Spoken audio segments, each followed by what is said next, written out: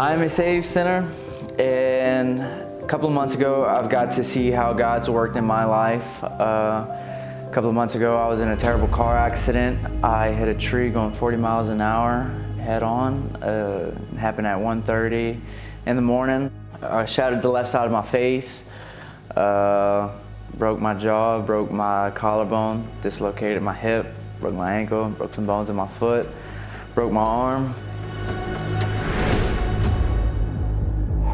I just came back from the military and I moved out of my parents' house, and I knew I wanted to be self-sufficient and independent, and I got out on my own, and I realized that I was so lonely, like super lonely. I was going out doing a lot of things, like talking to people that aren't glorifying God. Like, I just did a lot of bad things. My journey growing as a Christian was in and out.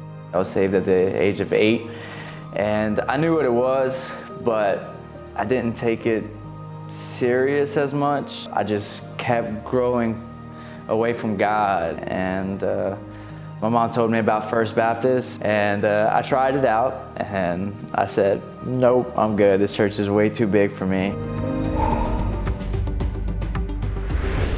When I hit that tree, I think reality hit me, and I was sitting in the hospital, and I decided that, man, I didn't know what to do. But then Scott and my fellow friends of the college came and visited me in the hospital, and they prayed over me, and that's when I first saw how First Baptist really was, and that's when I really felt the connection to First Baptist. And I had a sense of like happiness, like, hey, it's not gonna be so bad. I had a sense of hope.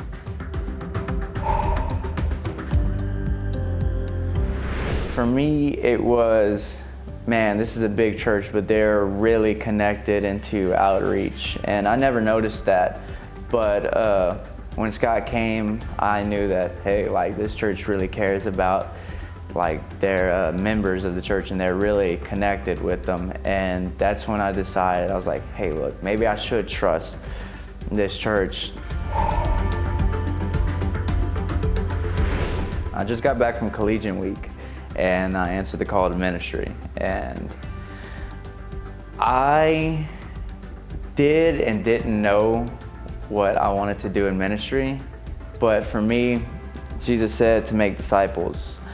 And I took to that because I've dealt with every sin, a lot of addiction, and so I felt that I could relate to a lot of people and have a story to tell.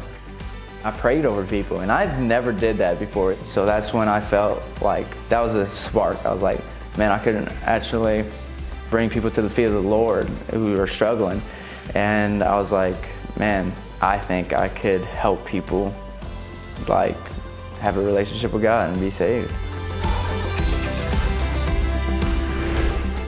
The Christian life is not an easy walk of life at all, and I will never like paint it as that.